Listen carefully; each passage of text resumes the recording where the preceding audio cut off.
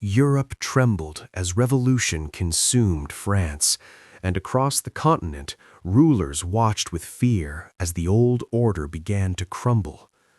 In candlelit palaces, kings and ministers leaned over maps, whispering about the chaos, unsure of what storm was coming next. From that storm emerged a young general, Napoleon Bonaparte, quiet, observant, and far more ambitious than he appeared. He stood on battlefields not just to win wars, but to study men, to understand loyalty, fear, and power. In Italy, victory followed him. Soldiers cheered his name, and his legend began to spread like wildfire. Yet in Paris, he bowed respectfully before politicians, speaking like a loyal servant of the Republic.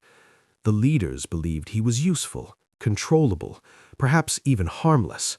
But while they debated in comfort, Napoleon was building something stronger than political favor, devotion within the army. In barracks and battle camps, he won the hearts of soldiers who trusted him more than any distant government. Through snow, hunger, and endless marches, the army followed him not out of duty, but belief. Then came Egypt, a distant campaign, or so it seemed. But Egypt was not about land. It was about image, about myth, about becoming larger than life. Inside his tent, beneath the glow of lantern light, Napoleon studied maps, planning not just battles, but his future. Meanwhile, back in France, politicians fought among themselves, each trying to outmaneuver the other. When news of instability reached him, Napoleon returned quietly by sea, calm and calculating. Under the cover of night, he entered Paris not as a conqueror, but as a patient strategist. Then came the moment. The chamber was tense. Guards stepped forward. Voices rose in shock. Faces turned pale as they realized what was happening. The balance of power had shifted. Napoleon now stood taller than any man in the room. The servant had become the master.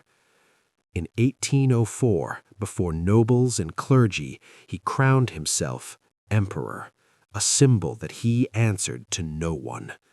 Across Europe, maps would change, borders would move, and empires would rise and fall. And it all happened because he never revealed his full ambition too soon. He moved in silence, he built strength in the shadows, and when he finally acted, it was already too late to stop him. That is the power of concealing your intentions.